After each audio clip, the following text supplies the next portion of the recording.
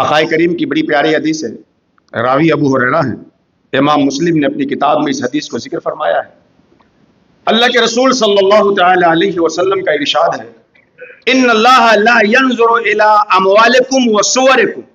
اللہ تمہارے مال کو نہیں دیکھتا، اللہ تمہاری صورتوں کو نہیں دیکھتا، کالے ہو، گوڑے ہو، عربی ہو، عجمی ہو، اللہ اسے نہیں دیکھتا۔ وَلَكِنْ يَنْظُرُ إِلَىٰ قُلُوبِكُمْ وَأَعْمَالِكُمْ، اللہ تمہارے دلوں کو دیکھتا ہے اور اللہ تمہارے کاموں کو دیکھتا ہے۔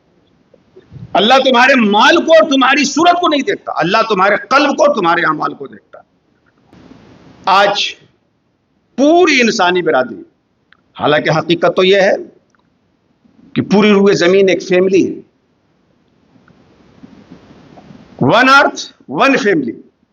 پوری روئے زمین ایک فیملی ہے، مگر افسوس یہ ہے کہ ہم مختلف اداروں کے نام پہ پوری روئے زمین ایک فیملی کے بینر تلے جمع ہو کر کے چند مشورے کر کے چائے پی کے ہٹ تو جاتے ہیں، مگر پورے روئے زمین میں بسنے والے انسانوں کے مسائل منہ پھاڑے ہمارے سامنے کھڑے ہیں، اور شعوری طور پر یا غیر شعوری طور پر ان مسئلوں سے ہم آنکھ موند کر کے وہاں سے ہٹتے ہیں۔